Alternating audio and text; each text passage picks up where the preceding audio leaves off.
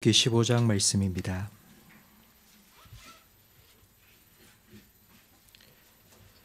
출애굽기 15장 22절부터 27절까지 한 절씩 교독하겠습니다. 모세가 홍해에서 이스라엘을 인도하며 그들이 나와서 수르 광야로 들어가서 거기서 사흘 길을 걸었으나 물을 얻지 못하고 마라에 이르렀더니 그곳 물이 있어서 마시지 못하겠으므로 그 이름을 마라라 하였더라. 백성이 모세에게 원망하여 이르되 우리가 무엇을 마실까 하매 모세가 여호와께 부르짖었더니 여호와께서 그에게 한 나무를 가리키시니 그가 물에 던지니 물이 달게 되었더라. 거기서 여호와께서 그들을 위하여 법도와 율례를 정하시고 그들을 시험하실세. 이르시되 너희가 너희 하나님 나 여호와의 말을 들어 순종하고 내가 보기에 의를 행하며 내 계명에 귀를 기울이며 내 모든 규례를 지키면 내가 애굽 사람에게 내린 모든 질병 중 하나도 너희에게 내리지 아니하리니 나는 너희를 치료하는 여호와임이라. 그들이 엘림에 이르니 거기에 물샘 열둘과 종려나무 70그루가 있는지라. 거기서 그들이 그 물 곁에 장막을 치니라. 아멘. 22절 말씀에 보니 홍해를 건넌 후 광야로 들어간 지 사흘이 되었다고 기록되어 있습니다. 이제 애굽에서 가지고 온 물이 동이 났을 때가 되었습니다. 점점 갈증이 타오르는데 오아시스를 발견했습니다. 얼마나 반가웠겠습니까? 막 달려가서 거기에 물을 벌컥벌컥 마셨는데 그런데 그 물이 매우 써서 삼킬 수가 없었습니다. 그래서 그곳 이름을 마라라고 지었는데 이 마라라는 말의 뜻은 쓰다는 의미입니다. 그래서 모세를 향하여 이스라엘 백성 원망을 쏟아 놓았습니다. 3일 전 홍해를 마른 땅처럼 건넜습니다. 뒤쫓아오던 애굽 군대가 그 홍해에 가라앉는 것도 목격했습니다. 그런데 불과 3일 만에 그 구원의 감격과 감사는 사라져 버리고 찬양은 원망으로 바뀌어 버렸습니다. 이런 이스라엘의 모습이 이제 막 2025년 새해를 시작한 우리에게 타산지석이 됩니다. 대부분의 사람들은 새해를 시작하면서 새해 각오를 다집니다. 올해는 내가 살을 좀 빼야 되겠다. 올해는 내가 정기적으로 운동도 좀 해야 되겠다. 내가 올해는 더 건강하기 위하여서 내가 생활을 좀 규칙적으로 해야 되겠다. 올해는 반드시 내가 술 끊고 담배 끊어야 되겠다. 올해는 내가 저축을 좀 해야 되겠다. 스마트폰 보는 시간을 줄이고 가족들과 함께하는 시간을 더 많이 가져야 되겠다. 등등 아마 개인적으로 다 각오와 다짐을 새롭게 합니다. 우리 성도들은 신앙적인 다짐을 합니다. 올해는 111 성경 통독을 꼭 해야지. 작년에는 하겠다고 했는데 못했으니까 올해는 꼭 한번 해야 되겠다. 올해는 말씀 묵상을 내가 꼭 해야 되겠고 올해는 최소한 한 달에 한 번이라도 새벽에 기도를 하러 가야 되겠다 등등 이런 다짐을 합니다. 그런데 이런 다짐이 잘 지켜지면 얼마나 좋겠습니까마는 오늘 본문에 나오는 이스라엘 백성처럼 작심삼일이 되어버릴 때가 참 많습니다. 왜 우리의 이 기쁨과 감격과 구원의 찬양은 왜 금방 사그라져 버릴까요? 어떻게 해야지 우리는 이 기쁨과 감격을 계속 유지해 나갈 수 있을까요? 새해에 하나님께서 주신 이 새로운 한 해를 향한 기대와 소망을 어떻게 잘 유지해 나갈 수 있을지 오늘 말씀을 통해서 함께 살펴보겠습니다. 출애굽 후의 광야 생활은 구원받은 이후 우리의 삶을 의미합니다. 구원은 받았습니다. 하지만 여전히 이 땅에 발을 붙이고 살아갑니다. 이스라엘 백성이 약속의 땅 가나안에 이르기까지 광야를 통과한 것처럼 우리는 이 인생 광야와 같은 길을 걸어가고 있습니다. 광야에서는 누구나 목마름을 경험합니다. 세상은 결핍으로 가득 차 있습니다. 이 세상은 더 이상 에덴 동산이 아니기 때문입니다. 심리학자 에브라임 매슬로우는 우리가 이 땅을 살아가면서 목마름을 느끼는 이유를 욕구라고 말했습니다. 매슬로우에 따르면 사람의 욕구는 단계가 있습니다. 제일 밑에 단계가 생리 욕구, 그 다음이 안전 욕구, 그 다음이 인정 욕구가 있다고 합니다. 생리 욕구는 먹고 싸고 자고 하는 것입니다. 안전 욕구는 보호받고 싶은 것입니다. 가장 쉽게 말하면 집을 가지고 싶은 겁니다. 그리고 그 다음 세 번째 단계인 인정 욕구가 있습니다. 사람들로부터 인정받고 싶은 겁니다. 아, 저 사람 참 대단한 사람이야. 저 사람 참 잘하고 있어. 이런 박수 받고 싶고 사람들로부터 뭔가 존경받고 싶은 느낌을 사람들은 가지고 있습니다. 생리 욕구부터 채우고 나면 먹고 싸고 자는 게 해결되면 이제 집도 한 채 가지고 싶고 그게 해결되고 나면 그 다음 사람들로부터 인정받고 존경받고 싶은 욕구가 생깁니다. 우리가 이 땅을 살아가면서 우리는 먼저 먹고 사는 문제를 해결하기 원합니다. 조금 더 많이 저축해놓고 비축해놓고 살아가기를 원합니다. 그러다가 집에 방 2칸짜리 있다가 이제 화장실이 2개 있는 집으로 옮깁니다. 그럼에도 불구하고 이제 살 만큼 되었는데도 불구하고 여전히 우리 마음속에는 목마름이 있습니다. 풍요로운 삶을 살아가면서도 뭔가 채워지지 않는 욕구가 있습니다. 이런 욕구를 가지고 살아간 대표적인 사람이 6번째 남자와 살고 있었던 수가성 여인이고 수많은 재산을 모았지만 만족하지 못하는 삭개오입니다. 광야를 지나며 물을 찾는 것처럼 욕구를 채울 것을 찾으며 살아가다가 우리는 마라를 지나갈 때가 있습니다. 아, 여기에 내가 찾던 샘물이 있구나 하고는 급히 뛰어들어가 그 물을 벌컥벌컥 마셨는데 써서 도저히 마실 수가 없어 뱉어버립니다. 기대가 크면 실망도 큰 법입니다. 백성들은 모세를 향해 원망을 퍼부었습니다. 여러분, 왜 모세에게 원망했을까요? 이스라엘 백성은 광야에 접어들면서부터 하나님의 구름 기둥으로 인도를 받아왔습니다. 우리 출애굽기 13장 21절 말씀을 함께 화면을 보며 읽겠습니다. 여호와께서 그들 앞에서 가시며 낮에는 구름 기둥으로 그들의 길을 인도하시고 밤에는 불 기둥을 그들에게 비추사 낮이나 밤이나 진행하게 하시니 낮에는 구름 기둥 밤에는 불 기둥이 백성 앞에서 떠나지 아니하니라. 구름 기둥의 인도를 따라 가던 중에 마라 가까이 온 것입니다. 마침 찾던 샘물이 거기에 있어서 마셨는데 도저히 삼킬 수 없는 쓴물이었습니다. 분명히 하나님께서 구름 기둥으로 인도하셔서 그 구름 기둥을 따라왔는데 왜 이 쓴물을 우리에게 주시는 겁니까? 하나님이 잘못한 겁니다. 하나님한테는 뭐라 할 수 없으니 하나님이 세운 지도자인 모세를 향하여 원망을 쏟아놓기 시작한 것입니다. 그러면 제가 여기서 한 가지 질문을 드리겠습니다. 광야에서 하나님께서 이스라엘 백성을 인도하신 방식은 구름 기둥입니다. 구름 기둥이 가면 따라가야 되고 구름 기둥이 서면 백성도 서야 합니다. 그렇다면 구름 기둥이 마라 앞에 섰을까요? 안 섰을까요? 구름 기둥은 분명히 마라를 통과했는데 백성은 그 잠시의 목마름을 참지 못하고 옆에 마라가 있는 것을 보고는 뛰어들어가 그 물을 마셨습니다. 아마 지금 제 말을 듣고 있는 여러분 중에는 에이, 목사님 그런 게 어디 있습니까? 성경에 그런 게 안 나오잖아요.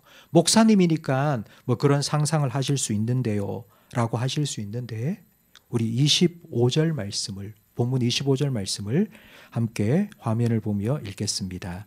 모세가 여호와께 부르짖었더니 여호와께서 그에게 한 나무를 가리키시니 그가 물에 던지니 물이 달게 되었더라. 거기서 여호와께서 그들을 위하여 법도와 율례를 정하시고 그들을 시험하실세 이르시되 너희가 너희 하나님 나 여호와의 말을 들어 순종하고 내가 보기에 의를 행하며 내 계명에 귀를 기울이며 내 모든 규례를 지키며 내가 애굽 사람에게 내린 모든 질병 중 하나도 너희에게 내리지 아니하리니 나는 너희를 치료하는 여호와이니라. 하나님께서는 이 마라를 통하여 이스라엘 백성을 시험하셨다고 말씀하십니다. 하나님께서는 마라를 통과하시면서 그 마라를 통해 이스라엘 백성을 시험하셨습니다. 오늘 본문 27절 말씀에 보면 하나님의 구름 기둥은 엘림으로 인도했습니다. 엘림에는 샘물 12개가 있습니다. 이스라엘 백성이 12지파인이 한 우물씩 둘러앉아서 물을 마실 수 있었습니다. 그늘을 만들어주는 종려나무가 70그루나 있었습니다. 거기에서 장막을 치면 시원하게 보낼 수 있습니다. 하나님이 예비하신 곳은 엘림입니다. 참된 쉼과 안식을 위해 준비하신 곳, 그곳은 엘림입니다. 근데 여러분, 마라에서부터 엘림까지의 거리는 10km 정도밖에 되지 않습니다. 천천히 걸어가도 3시간밖에 걸리지 않습니다. 그런데 그 3시간을 참지 못한 것입니다. 구름이 통과하고 있는데 옆에 보니 마라가 보여서 거기에 뛰어들어가 그 물을 퍼마신 것입니다. 하나님께서는 이 마라를 통해서 하나님의 인도하심에 순종하는지, 구름 기둥을 따라 계속 가고 서면 서는지를 시험하셨습니다. 이제 광야에 들어선 지 3일밖에 되지 않습니다. 아직 갈 길이 멉니다. 하나님의 인도를 따라가야 합니다. 반드시 하나님의 인도하심을 따라가야 됩니다. 그렇지 않으면 죽습니다. 살려면 하나님의 인도를 따라가야 됩니다. 이걸 깨닫게 하시려고 하나님께서는 마라를 통해 이스라엘 백성을 시험하시고 깨닫게 해 주신 것입니다. 그런데 이스라엘 백성은 구름을 따라가다가 옆에 있는 마라를 보고 하나님께서 우리를 이곳으로 인도하셨구나 생각하고 그 물을 마신 것입니다. 여러분, 하나님께서 그렇게 인도하신 것이 아닙니다. 그건 자기 생각입니다. 그런데도 불구하고 하나님께서 여기로 인도하셨다고 믿었습니다. 광야는 참 조용한 곳입니다. 그래서 광야에서는 하나님의 음성을 귀 기울여 들을 수 있습니다. 동시에 광야에서는 내 목소리도 그 어느 사람들의 소리보다도 크게 들립니다. 내 안에 있는 욕망을 따라가다 보면 오아시스가 아니라 신기루를 쫓아가게 됩니다. 결국 엘림이 아니라 마라에 도착하게 됩니다. 인생의 마라를 만나서 여기가 내가 찾던 곳이구나 하고는 그 썸물을 벌컥벌컥 마시고 또 토해내고 뱉어내고 했던 사람이 제가 앞에서 말씀드린 수가성 여인입니다. 예수님께서 수가성 여인을 만나서 네 남편을 데리고 오라고 말씀하셨습니다. 왜 예수님은 갑자기 남편 이야기를 끄집어내신 걸까요? 예수님 보시기에 이 여인의 목마름의 근본적인 원인은 바로 이 남자 문제였기 때문입니다. 지금 이 여인은 6번째 남자와 살고 있습니다. 이 말은 5명의 전 남편이 있었다는 의미입니다. 여러분, 5번의 전 남편이 있었다는 말은 2가지 의미 중에 하나입니다. 5번이나 남편을 먼저 보내고 장례를 치렀든지, 아니면 5번 남편에게 버림받고 이혼을 당했든지, 5번의 사별을 겪었든지, 아니면 5번의 이혼을 당했든지 둘 중에 하나입니다. 근데 예수님께서는 내가 지금 6번째 남자와 살고 있는데 그 남자가 내 남편이 아니라고 말씀하셨습니다. 합법적인 남편이 아니라는 말은 지금 첩살이를 하고 있다는 의미입니다. 이런 일들로 인해서 사람들의 입에 오르내리는 신세가 되었습니다. 그래서 사람들 만나는 게 너무 부담스러워서, 그런데 목은 마르니까 물은 뜨러 가야 되겠고, 사람들이 다니지 않는 뙤약볕 아래 그 대낮에 우물가에 아무도 없이 혼자 물을 기르러 나온 것입니다. 여러분, 궁금하지 않습니까? 사람들로부터 그렇게 손가락질 당하고 욕먹으면서도 왜 이 남자와 6번째 남자와 계속 살고 있을까요? 떠나면 되지 않습니까? 왜 떠나지 못하는 걸까요? 이 여자에게는 자기의 욕구를 채워줄 남자가 필요한 것입니다. 나도 사랑받고 싶고, 나도 여자로서의 가치를 인정받고 싶고, 나도 인정받으며 살고 싶었기 때문입니다. 여러분, 이 여인에게서 영혼의 목마름이 느껴지지 않습니까? 마음 깊은 곳에서부터 솟아나는 갈증이 느껴지지 않습니까? 그걸 채우려고 이 남자라도 괜찮아. 이 남자라도 괜찮아. 내 남편은 아니지만 그러나 이 남자라도 나를 인정해주고 사랑해주니까 그래 괜찮아 라고 만족하며 그냥 살고 있는 것입니다. 정식 남편이 아니어도 언제 버릴지 모를 남자라 할지라도 그냥 잠깐 이 남자의 품에 기대어 그래도 나를 좋아해 주잖아, 사랑해 주잖아, 그 만족을 잃고 싶지 않아서 그냥 그렇게 살아가고 있는 것입니다. 더 깊은 갈증은 있는데 그냥 그 갈증을 채우는 것이 너무 힘드니까 쉽게 채울 수 있는 방법으로 그냥 만족하며 살아갑니다. 성도 여러분, 우리가 이 땅을 살아가면서 우리는 이런 만족을 참 많이 추구하며 삽니다. 옛날에 먹방이 참 유행했습니다. 그걸 털어놓고 나는 라면 끓여 먹으면서 막 갈비를 구워 먹고 고급 레스토랑에서 먹는 걸 보면서 대리 만족을 느낍니다. 경제적으로 점점 풍요해지면서 우리는 이 돈으로 모든 것을 다 대리 만족을 하려고 합니다. 부모가 자녀에게 시간을 주지 못하니 돈을 줍니다. 자녀도 시간을 원하고 함께 있는 걸 원하지만 부모가 돈을 주니 그 돈을 가지고 자기 사고 싶은 것 다 사고 하고 싶은 것 다 하고 다니면서 점점 거기에 익숙해집니다. 대리 만족에 익숙해집니다. 그러면서 점점 영혼의 갈증은 깊어집니다. 이건 진짜 만족이 아니라 가짜, 거짓 만족입니다. 오아시스가 아니라 신기루입니다. 엘림이 아니라 마라입니다. 예수님께서는 그 여인에게 이렇게 말씀하셨습니다. 내가 주는 물을 마시면 영원히 목마르지 않을 것이다. 전 남편들처럼 잠깐 좋아하다가 실증 나면 버리는 나는 그런 사람이 아니야. 예수님께서는 그 여인에게 이렇게 말씀하신 겁니다. 나는 너를 위해 내 생명을 내어놓을 만큼 너를 사랑한다. 내가 너를 영원히 사랑할 거야. 그러니 내가 주는 물을 마셔야지 너는 다시는 목마르지 않을 거야. 여느 사람들처럼 네 앞에서는 아이고 저렇게 박한 인생을 살고 불쌍해라 해놓고는 뒤에 돌아서서는 수군수군 너의 과거를 이야기거리 삼아 수군대는 그런 사람들이 아니라 지금 너의 모습, 있는 모습 그대로를 받아주고 너의 그 아픔을 품어주며 마라의 쓴물을 생수로 바꾸어 주신 것처럼 너의 그 아픔을 다시 회복시켜주고 너의 상처를 치유해 주겠다고 예수님께서는 내가 주는 물을 먹으면 영원히 목마르지 않을 것이라고 말씀하신 것입니다. 예수님께서는 바로 이렇게 그 여인의 영혼의 갈증을 해결해 주셨습니다. 성도 여러분, 인생의 쓴물에 빠져있던 마셨다가 토해내고 또 마셨다가 토해내고 또 마셨다가 토해내던 이 여인이 우물가에서 예수님을 만난 것처럼 저는 우리가 이 자리에 함께 모여서 하나님을 예배하는 이 예배가 생수의 근원이신 예수님을 만나는 우물가가 되기를 간절히 바랍니다. 마라의 쓴물에 원망하던 이스라엘 백성들이 엘림에 와서는 참된 안식을 누렸던 것처럼 저는 우리가 함께 모여서 드리는 이 예배가 정말 하나님 허락하시는 치유와 회복을 경험하는 그런 예배가 되기를 간절히 바랍니다. 혹시 여러분 한 해의 새로운 각오를 가지셨습니까? 오늘 1월 1일입니다. 2025년 한 해 나는 올해 이렇게 한번 살아봐야 되겠다. 올해는 내가 운동을 열심히 해야 되겠고 나는 영적으로 성경 통독을 한번 해봐야 되겠다. 올해는 말씀 묵상을 꼭 해야 되겠다. 혹시 각오하고 다짐하신 것이 있습니까?